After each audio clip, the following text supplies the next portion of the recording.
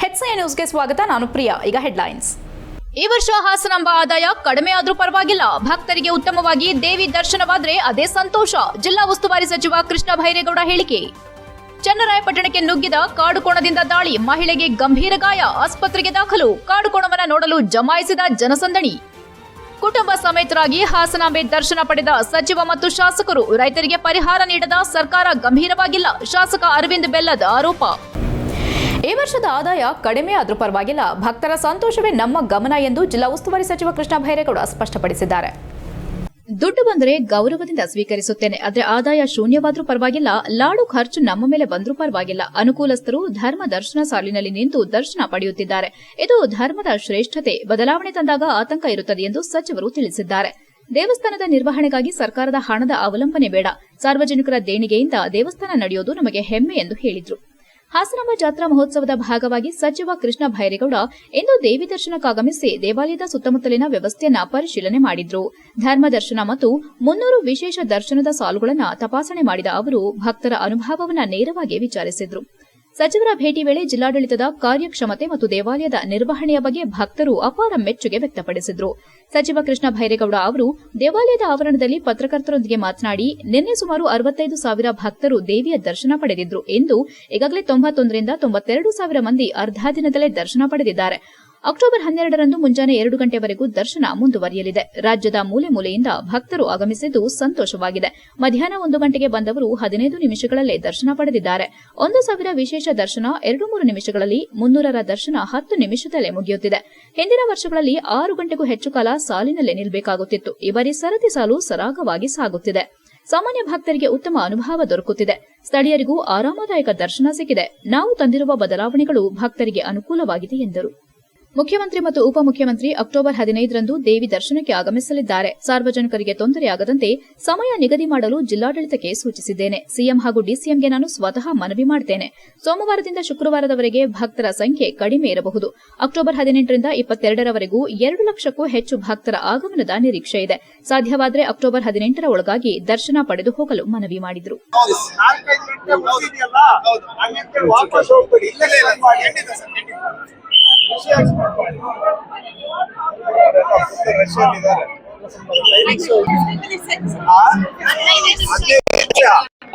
मेरे ಮೊದಲೆಲ್ಲ 5-6 hours ವರ್ಷ ಬರ್ತೀರಾ?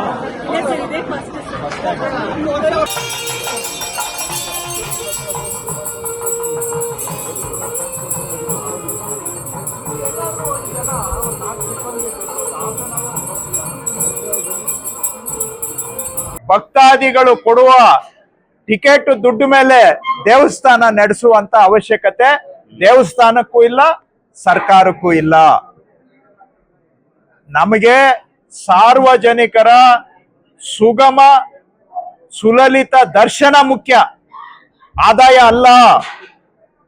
ಬರೋ ಆದಾಯ ಗೌರವದಿಂದ ಸ್ವೀಕಾರ ಮಾಡ್ತೇವೆ, ಆದ್ರೆ ಈ ಆದಾಯದ ಮೇಲೆ ನಾವು ಯಾರು ಕೂಡ ದೇವಸ್ಥಾನನೂ ನಡೆಸಬೇಕಾಗಿಲ್ಲ, ನಮ್ಮ ಜೀವನನೂ ನಡೆಸಬೇಕಾಗಿಲ್ಲ, ಸರ್ಕಾರಕ್ಕೂ ಬೇಕಾಗಿಲ್ಲ. ಬಂದ್ರೆ ನಾವು ಖುಷಿಯಾಗಿ ತಗೋತೇವೆ, ಜನ ರೂಪಾಯಿ ಕೊಟ್ಟರು ಗೌರವದಿಂದ ತಗೋತೇವೆ, ಆದ್ರೆ ಆ ದುಡ್ಡು ಮೇಲೆ ನಮ್ಗೇನು ಡಿಪೆಂಡೆನ್ಸಿ ಇಲ್ಲ. ನಿಮ್ಗೆ ಲಾಡು ಖರ್ಚು ನಮ್ಮ ಮೇಲೆ ಬಂದ್ರು ಪರವಾಗಿಲ್ಲ, ನಾವು ಕೈಯಿಂದ ಹಾಕೋತೀವಿ, ಇಲ್ಲ ಸರ್ಕಾರದಿಂದ ಕೊಡ್ತೀವಿ, ಏನ್ ತೊಂದರೆ ಇಲ್ಲ. ಎಸ್, ಈಗ ಟಿಕೆಟ್ ಸೇಲ್ಸ್ ಕಮ್ಮಿ ಆಗಿದೆ, ಯಾಕಂದ್ರೆ ಫ್ರೀ ದರ್ಶನ ಫಾಸ್ಟ್ ಆಗಿ ಆಗ್ತಾ ಇದೆ. VIP ಪಾಸ್ಗಳು ಕಟ್ಟಾದ್ರೂ ಕೂಡ ನಾವು ಅನ್ಕೊಂಡ್ವಿ 1,000 ರೂಪಾಯಿ ಸೇಲ್ಸ್ ಜಾಸ್ತಿ ಆಗುತ್ತೆ, 300 ರೂಪಾಯಿ ಸೇಲ್ಸ್ ಜಾಸ್ತಿ ಆಗುತ್ತೆ ಅಂತ. ಆದ್ರೆ ಅನುಕೂಲಸ್ಥರು ಕೂಡ ಭಕ್ತಿ ಭಾವನೆಯಿಂದ ಧರ್ಮ ದರ್ಶನದಲ್ಲಿ ಬರ್ತಾ ಇದ್ದಾರೆ, ಅನುಕೂಲಸ್ಥರು ಕೂಡ. ಸೊ ಜನಕ್ಕೆ ಒಳ್ಳೇದಾದ್ರೆ ಆದಾಯ 100ಕ್ಕೆ 100 ನಿಂತೋದ್ರೂ ಪರವಾಗಿಲ್ಲ, ಜನಕ್ಕೆ ಒಳ್ಳೇದಾಗ್ಲಿ ಸಾಕು. ಹೆಚ್ಐ ನ್ಯೂಸ್, ಹಾಸನ್. ಹಿಂದುಳಿದ ವರ್ಗಗಳ ಕಲ್ಯಾಣ ಮತ್ತು ಕನ್ನಡ ಮತ್ತು ಸಂಸ್ಕೃತಿ ಸಚಿವ ಶಿವರಾಜ್ ಎಸ್ ತಂಗಡಿ ಅವರು ಶನಿವಾರದಂದು ಕುಟುಂಬ ಸಮೇತರಾಗಿ ಶನಿವಾರದಂದು ಆಗಮಿಸಿ ಹಾಸನಾಂಬ ದೇವಿಯ ದರ್ಶನ ಪಡೆದರು. ಮೊದಲು ಹಾಸನಾಂಬೆ ದೇವಿ ದರ್ಶನ ಪಡೆದು ನಂತರ ದರ್ಬಾರ್ ಗಣಪತಿ ಹಾಗೂ ಶ್ರೀ ಸಿದ್ದೇಶ್ವರ ದೇವರ ದರ್ಶನ ಪಡೆದು ಪುನೀತರಾದರು. ದೇವಿ ದರ್ಶನದ ಬಳಿಕ ಮಾತನಾಡಿದ ಸಚಿವರು, ಹಾಸನಾಂಬ ದೇವಿ ದರ್ಶನ ಪಡೆದಿದ್ದೇನೆ. ನಮ್ಮ ರಾಜ್ಯದ ಜನರಿಗೆ, ರೈತರಿಗೆ ಎಲ್ಲರಿಗೂ ಒಳ್ಳೆಯದಾಗಲಿ ಎಂದು ಪ್ರಾರ್ಥನೆ ಮಾಡಿದ್ದೇನೆ. ಕಳೆದ ಬಾರಿ ಒಬ್ಬನೇ ಬಂದಿದ್ದೆ, ಈ ಬಾರಿ ಪತ್ನಿಯವರ ಜೊತೆಗೆ ಬಂದಿದ್ದೇನೆ. ಈ ಬಾರಿ ದರ್ಶನ ಅತ್ಯಂತ ವಿಶಿಷ್ಟವಾಗಿಯೂ ಅದ್ಭುತವಾಗಿಯೂ ಆಯಿತು. ಈ ಬಾರಿ ದರ್ಶನ ವ್ಯವಸ್ಥೆಯಲ್ಲಿ ಸಾಕಷ್ಟು ಸುಧಾರಣೆ ಕಂಡುಬರುತ್ತಿದೆ. ಜಿಲ್ಲಾ ಉಸ್ತುವಾರಿ ಸಚಿವರು ಬಹಳ ಅಚ್ಚುಕಟ್ಟಾಗಿ ವ್ಯವಸ್ಥಿತವಾಗಿ ನಿರ್ವಹಿಸಿದ್ದಾರೆ. ಜನರಿಗೆ ಯಾವುದೇ ತೊಂದರೆಯಾಗುತ್ತಿಲ್ಲ, ಆರಾಮವಾಗಿ ದರ್ಶನವಾಗುತ್ತಿದೆ ಎಂದು ಪ್ರಶಂಸಿಸಿದರು. ಕನ್ನಡ ರಾಜ್ಯೋತ್ಸವ ಪ್ರಶಸ್ತಿ ಆಯ್ಕೆ ಸಮಿತಿ ಕುರಿತು ಮಾಧ್ಯಮದವರ ಪ್ರಶ್ನೆಯೊಂದಕ್ಕೆ ಉತ್ತರಿಸಿ, ಆಯ್ಕೆ ಸಮಿತಿ ರಚನೆಗೆ ಸಂಬಂಧಿಸಿದ ಆದೇಶವನ್ನ ಈಗಾಗಲೇ ನಿನ್ನೆ ಹೊರಡಿಸಿದ್ದೇನೆ. ಅಕ್ಟೋಬರ್ 15ರಂದು ಮೊಟ್ಟಮೊದಲ ಸಭೆ ಕರೆದಿದ್ದೇನೆ. 2-3 ಸಭೆಗಳ ನಂತರ ಮುಖ್ಯಮಂತ್ರಿ, ಉಪಮುಖ್ಯಮಂತ್ರಿಗಳ ನೇತೃತ್ವದಲ್ಲಿ ಉನ್ನತ ಮಟ್ಟದ ಸಭೆ ನಡೆಸಿ ಅಂತಿಮ ನಿರ್ಧಾರ ಕೈಗೊಳ್ಳಲಾಗುತ್ತದೆ ಎಂದರು. ದರ್ಶನ ಮಾಡಲಿಕ್ಕೆ ಬಂದಿದ್ದೀವಿ. ನಮ್ಮ ರಾಜ್ಯದ ಜನರಿಗೆ ಒಳ್ಳೆಯದಾಗಲಿ, ಆ ತಾಯಿಯ ಆಶೀರ್ವಾದ ಆಗಲಿ, ರಾಜ್ಯದ ರೈತರಿಗೆ ಎಲ್ಲರಿಗೂ ಒಳ್ಳೆಯದಾಗಲಿ ಅಂತ ಆ ತಾಯಿ ಹತ್ರ ಬೇಡ್ಕೊತಾ ಇದ್ದೀನಿ. ನಾನು ಹೋದ ವರ್ಷವೂ ಲಾಸ್ಟ್ ಇಯರ್ ನಾನು ಅಷ್ಟೇ ಬಂದಿದ್ದೆ, ದರ್ಶನ ಮಾಡ್ಕೊಂಡು ಹೋಗಿದ್ದೆ. ಈ ಸತಿ ನಾನು ಫ್ಯಾಮಿಲಿ ಸಮೇತ ನನ್ನ ಧರ್ಮಪತ್ನಿಯನ್ನು ಕರ್ಕೊಂಡ್ಬಂದಿದ್ದೀನಿ. ನಿಜವಾಗಲೂ ಭಾಳ ವಿಶಿಷ್ಟವಾದಂಥ ಹಾಸನಾಂಬೆಯ ದರ್ಶನ ಆಯಿತು. ಪ್ರತಿ ವರ್ಷದಂತೆ ಈ ವರ್ಷವೂ ಭಾಳ ಅದ್ಭುತವಾದಂಥ ದರ್ಶನವನ್ನು ಮಾಡಿದ್ವಿ. ಆ ತಾಯಿ ಆಶೀರ್ವಾದ ಮಾಡಲಿ ಅಂತ ಬೇಡ್ಕೊಂಡಿದ್ವಿ, ಹೊರಟಿದ್ವಿ.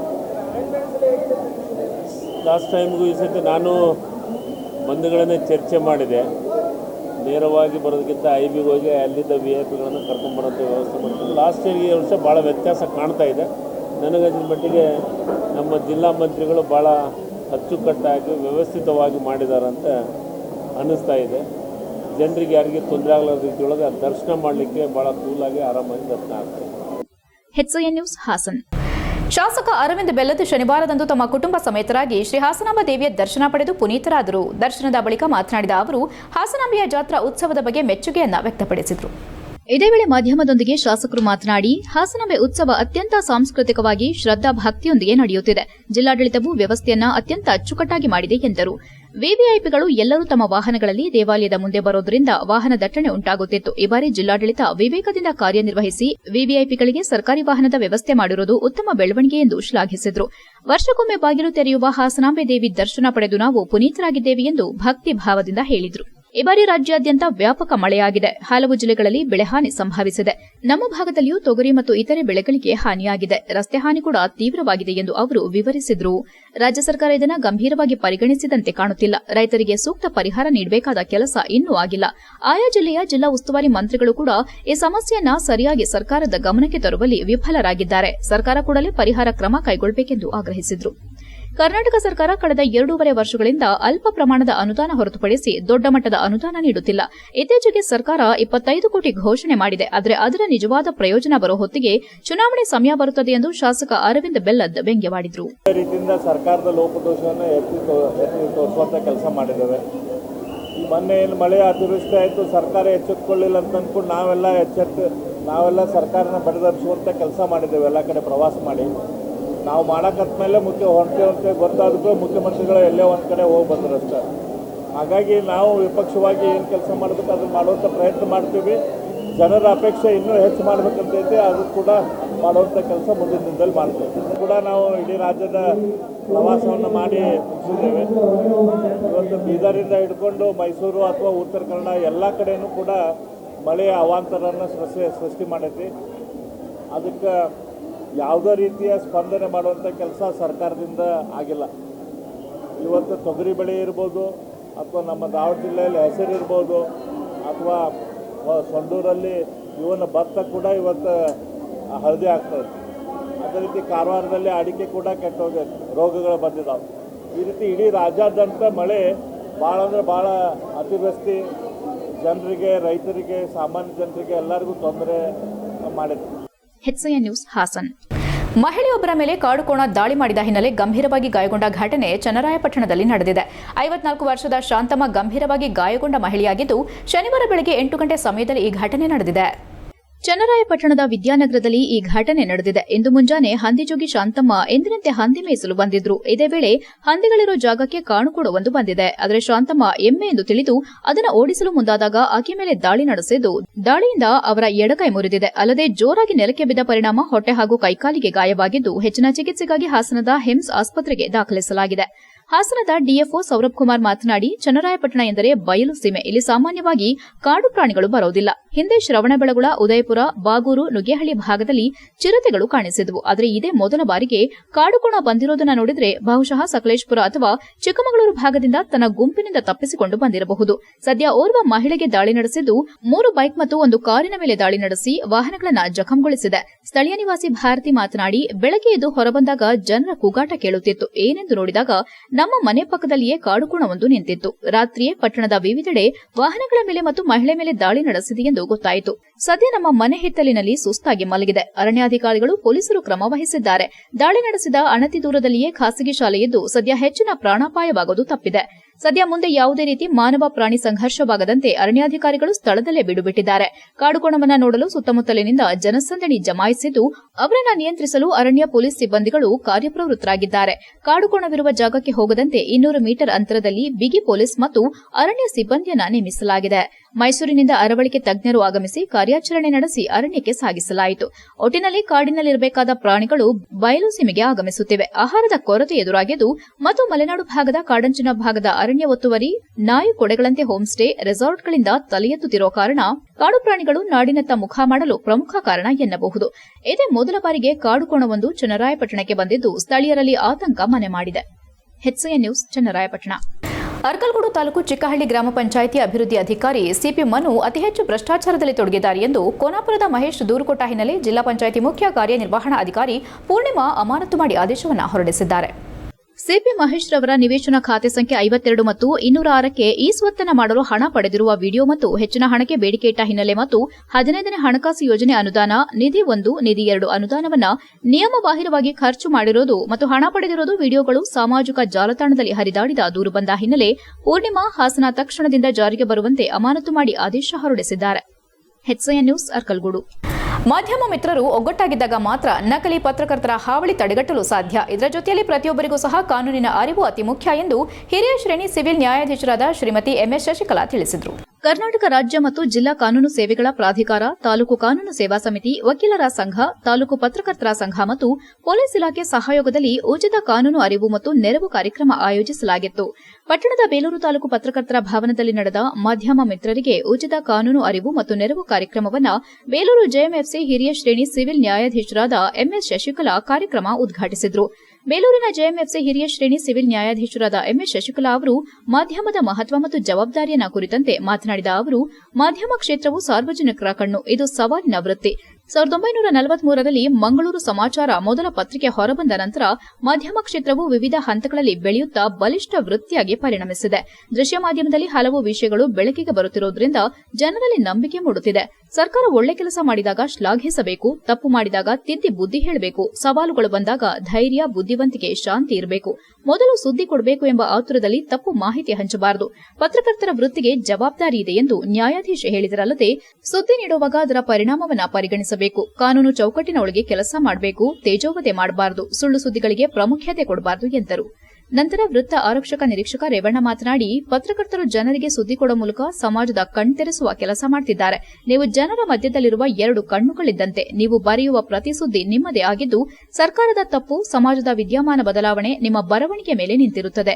ನಿಮ್ಮ ಕೆಲಸವೇ ಸಮಾಜದ ದಿಕ್ಕು ತೋರಿಸೋ ಕೆಲಸ. ಇತ್ತೀಚೆಗೆ ಎಲ್ಲರೂ ಪತ್ರಕರ್ತರೆಂದು ಹೇಳಿಕೊಂಡು ಓಡಾಡುತ್ತಿದ್ದಾರೆ. ಅವರಿಗೆ ಬರೆಯಲು ಬಾರದಿದ್ರೂ ಹೆಸರು ಮಾಡಿಕೊಳ್ತಿದ್ದಾರೆ. ಯಾವುದೇ ಸನ್ನಿವೇಶ ಬಂದಾಗ ನಿಜವಾದ ಪತ್ರಕರ್ತರು ಮುಂದೆ ಬರಬೇಕು. ಬರೆದವರು ಹೆಸರಿಗಾಗಿ ಮುಂದೆ ನಿಲ್ಲಬಾರದು.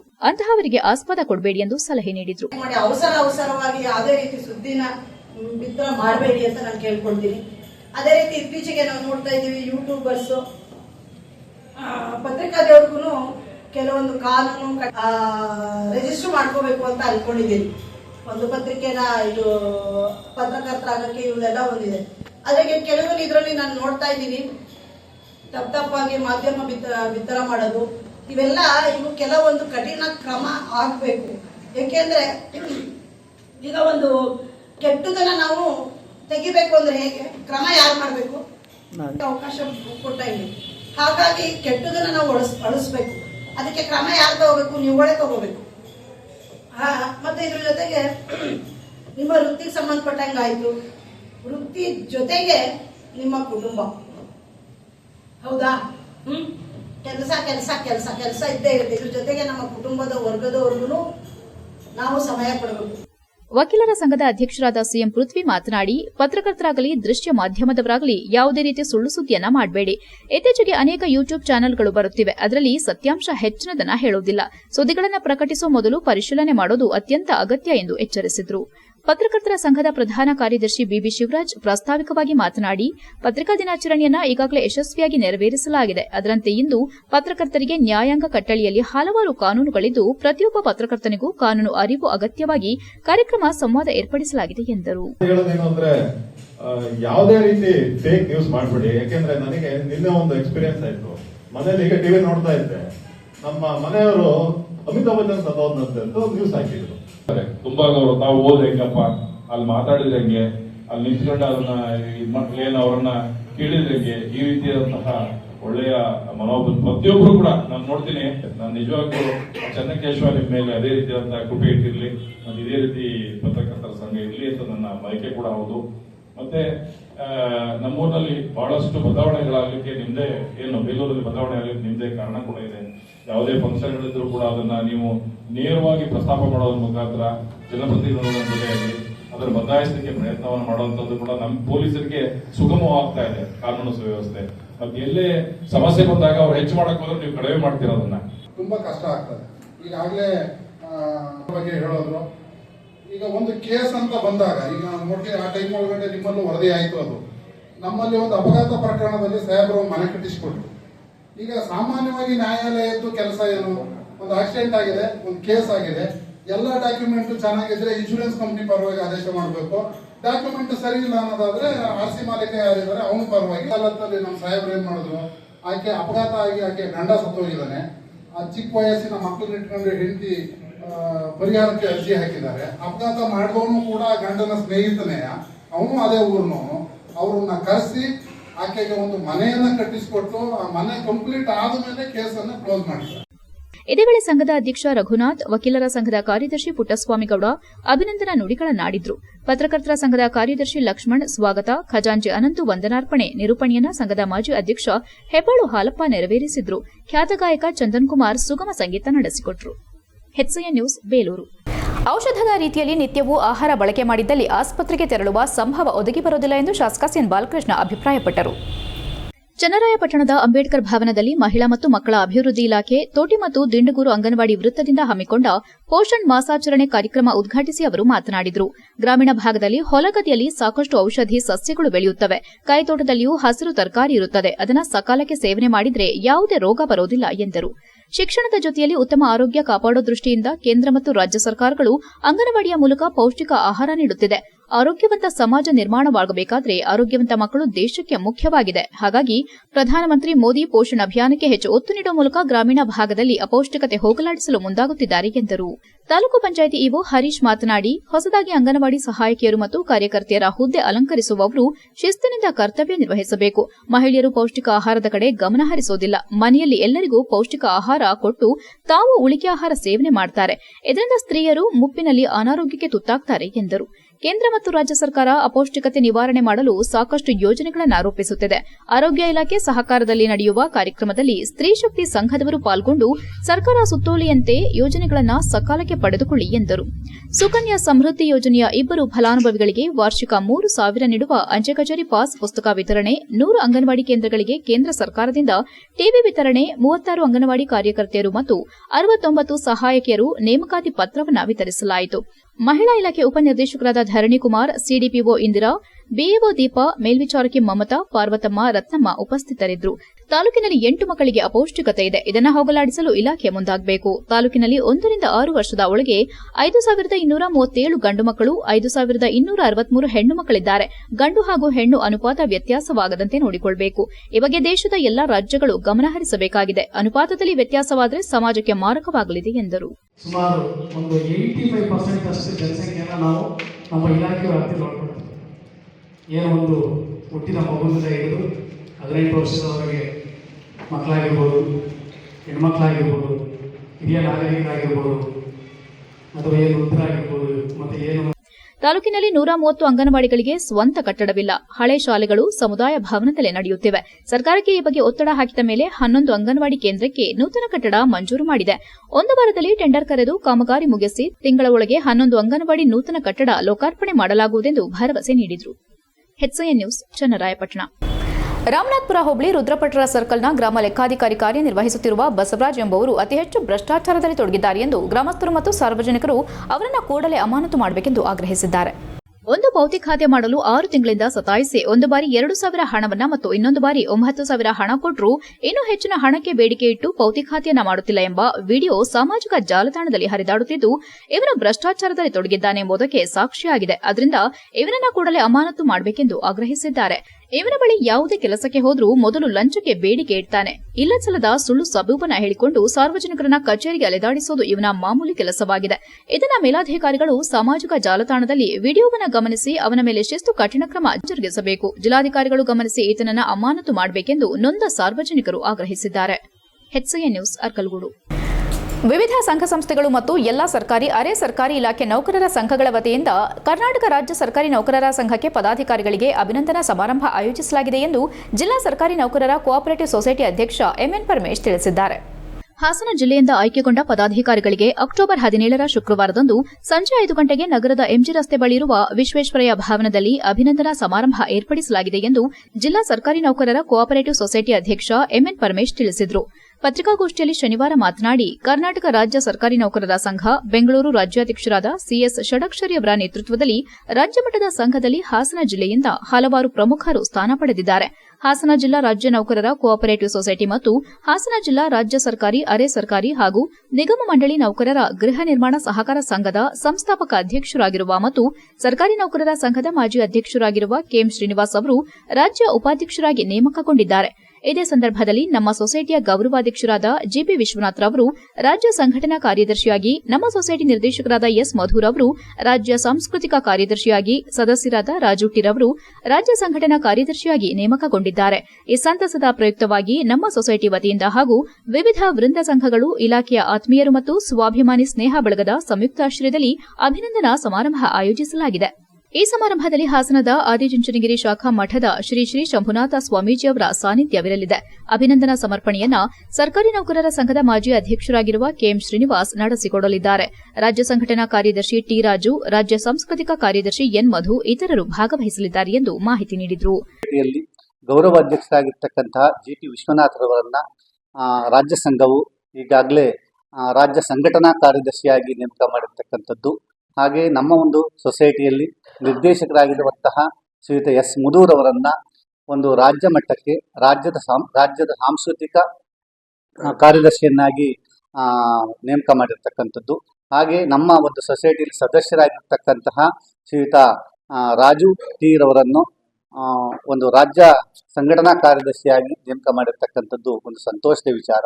ಈ ಒಂದು ನೇಮಕ ಮಾಡಿರ್ತಕ್ಕಂಥ ವಿಚಾರಕ್ಕೆ ನಮ್ಮ ಒಂದು ಸೊಸೈಟಿಯು ಕರ್ನಾಟಕ ರಾಜ್ಯ ಸರ್ಕಾರಿ ನೌಕರರ ಸಂಘ ಬೆಂಗಳೂರು ರಾಜ್ಯಾಧ್ಯಕ್ಷರನ್ನ ಮತ್ತೆ ಜಿಲ್ಲೆಯ ಎಲ್ಲ ಸರ್ಕಾರಿ ನೌಕರರ ಸಂಘದ ಪದಾಧಿಕಾರಿಗಳನ್ನ ಸಹಕರಿಸಿದೆಲ್ಲರೂ ಸಹ ನಾವು ಅಭಿನಂದಿಸ್ತೇವೆ ಮತ್ತೆ ಅವರಿಗೆ ಸ್ವಾಗತವನ್ನು ಕೋರ್ತೇವೆ.